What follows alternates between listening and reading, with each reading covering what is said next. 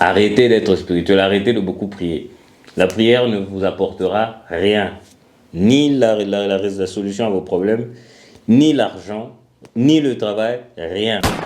Alors, chers amis, bonjour et bienvenue pour ce nouvel épisode. The Great Creator is back for you, comme on dit en anglais. Aujourd'hui, j'ai une question assez particulière. Pourquoi les Noirs ou les Africains aiment être très spirituels? C'est quoi le problème? En fait, c'est bien d'être spirituel, dans le sens où tu apprends à te connaître, à te comprendre, à faire des introspections, à découvrir les niveaux intellectuels ou les niveaux spirituels que tu peux atteindre, c'est bien. Mais ce que je veux dire par les gens aiment être spirituels, c'est que les gens aiment beaucoup prier. La raison pour laquelle je pose cette question, c'est parce que je pense que les gens qui aiment beaucoup prier sont des paresseux.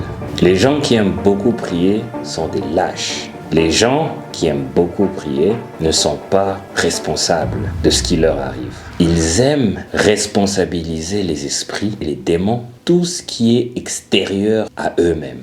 Ils n'ont pas la force mentale d'accepter que leur situation actuelle arrive parce qu'ils n'arrivent pas à prendre les bonnes décisions, parce qu'ils n'arrivent pas à être disciplinés, parce qu'ils n'arrivent pas à être assez sérieux pour faire le pas en avant. Je ne dis pas que c'est mauvais de prier, mais je dis qu'il faut apprendre à prier avec modération. Ce qui est important, c'est la vie et ce qu'on en fait. La première personne responsable de ce qui t'arrive, c'est toi-même. La première personne responsable de ta situation actuellement, c'est toi-même. Si tu penses que tu vis une vie correcte, coup de chapeau à toi, félicitations à toi. Si tu penses que ta vie ne mérite pas d'être vécue par rapport aux situations que tu traverses, fais une introspection. Pose-toi la question de savoir ce que tu n'as pas fait correctement. Et je vous jure que beaucoup d'entre nous, c'est parce que nous remettons tout entre les mains du Seigneur.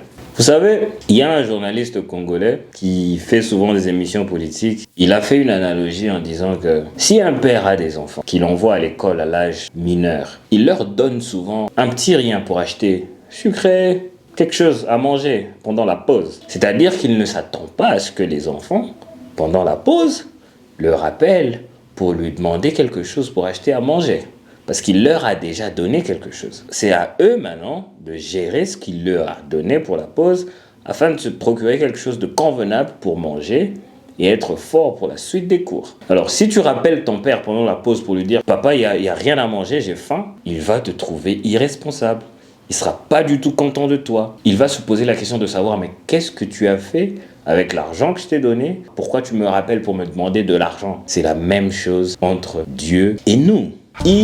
Dieu, nous a donné les capacités intellectuelles, les capacités physiques, les capacités morales, afin de nous retrouver chacun dans les domaines où nous nous sentons confortables. Il nous a donné les moyens de nous retrouver dans tout ce que nous entreprenons. À tous ceux qui se posent dans leur chambre ou s'agenouillent au bord de leur lit, au chevet de leur lit, pour demander de l'aide à Dieu, parce qu'ils n'ont pas de travail, parce qu'ils ne se retrouvent pas, parce qu'ils souffrent, je vous jure que vous allez continuer à souffrir. Il n'y aura rien que vous allez avoir. Niet, rien du tout. Parce que Dieu, là, il n'est pas stupide. Il nous a créés et nous a donné des capacités. C'est lui-même qui dit dans sa Bible, l'homme a été créé à mon image. C'est-à-dire libre, free d'esprit, libre de penser, capable de prendre des décisions sans influence, capable de créativité, et il te revoit lui demander les mêmes choses qu'il t'a déjà données. Tu t'attends à quoi vraiment? Arrêtez d'être spirituel, arrêtez de beaucoup prier. La prière ne vous apportera rien, ni la solution à vos problèmes, ni l'argent, ni le travail, rien. Soyez responsable. Observez, vous faites une introspection. Vous allez écrire sur un papier tout ce qui ne marche pas et commencer à les résoudre. L'être humain, c'est la créature la plus intéressante de toutes les créatures que Dieu a créées. Pourquoi? Parce qu'il est libre. Il est libre de faire tout ce qu'il veut. S'il veut étudier, il va étudier. S'il veut arrêter les études, il va arrêter les études parce que le choix lui revient à lui-même.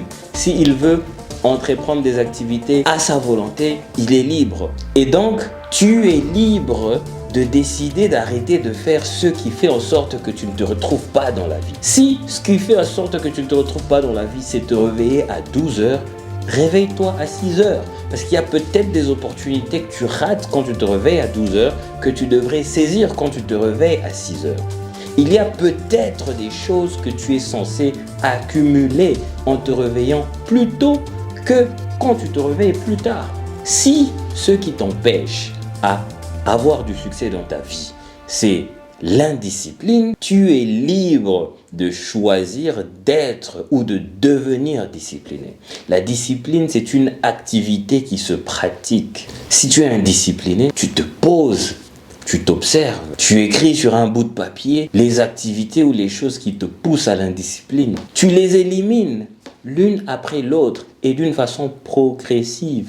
Arrêtez de prier, arrêtez d'être spirituel, ça ne vous amènera nulle part. La vie, elle est physique. D'abord, spirituelle après.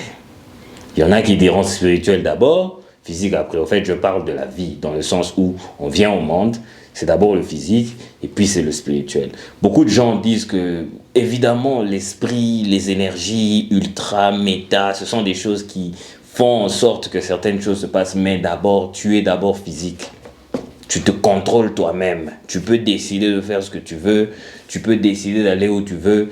Il n'y a aucun esprit qui va t'empêcher de faire ça. L'être humain est libre. Tu es libre. Donc si tu me suis aujourd'hui, apprends que prier, ce n'est pas demander à Dieu de te donner du travail, de te résoudre tes problèmes. Non. La prière, c'est se confier à Dieu. Dire au Seigneur, au Créateur, merci pour ce que tu fais de moi et merci pour là où tu m'as emmené. J'aimerais que tu m'apprennes à être discipliné, que tu encourages en moi l'esprit de discipline, l'esprit de responsabilité, afin que mes yeux s'ouvrent à la mission que j'ai à accomplir dans cette existence. Quand je parle de mission, moi je ne parle pas de vos missions spirituelles là où il faut prier, non. Chacun de nous a un objectif particulier à atteindre dans sa vie. C'est un objectif qui est lié à sa société, à sa famille, à ses amis, à son territoire, à ces choses-là. Donc, le Seigneur, nous ayant créés, nous a accordé à nous tous des capacités nous permettant d'assainir nos vies et la vie des gens qui sont autour de nous. Donc, notre prière devrait être que le Seigneur nous accorde l'intelligence ou la capacité d'ouvrir nos yeux afin de découvrir ou de perfectionner nos talents pour en faire usage correct dans ce monde pour que nous puissions vivre notre vie pleinement. C'est ça la prière que nous devrions tous faire. Pas vos histoires là de Dieu, je n'ai pas de travail. Le travail, tu le trouves quand tu travailles sur toi-même. Le travail, tu le trouves quand tu travailles sur toi-même. C'est-à-dire pour ceux qui travaillent dans des bureaux, dans des entreprises, ils doivent avoir un diplôme, ils doivent avoir ceci, cela. Investissez sur vous-même, vous trouverez du travail, vous aurez de l'argent et vous serez rémunéré. C'est simple. Il n'y a rien qui peut se passer si vous ne faites pas ça. Vous pourriez prier de midi à 14h, il n'y aura rien. Dans les pays moins développés ou les pays sous-développés, c'est quand même difficile parce que vous pouvez vous développer, vous pouvez faire des histoires, mais ça serait toujours difficile de vous retrouver. Ce n'est pas la faute de Dieu, c'est la faute de nos dirigeants. Nous devons simplement demander à nos dirigeants d'être conscients, de comprendre qu'ils dirigent des hommes, ils ne dirigent pas des chiens. Ils doivent être sérieux et responsables. Assainir le pays pour accorder à tout le monde une opportunité. C'est un travail difficile pour les pays sous-développés, mais c'est possible. Ça demande simplement que chacun sache pourquoi il est là où il est et qu'il fasse le travail qu'il est censé faire. Il faut être sérieux, il faut être vrai. Il faut arrêter de mentir aux gens là. Quand vous travaillez pour les politiciens, vous les mentez pour qu'ils vous donnent des postes. Ce sont des bêtises ces histoires-là. J'arrive en politique, hein? J'arrive, je vous préviens. Mais sinon, c'était un plaisir de vous avoir encore, de vous parler aujourd'hui. C'est le 2e épisode depuis que je suis de retour. J'espère que vous allez l'aimer et on se voit plus tard.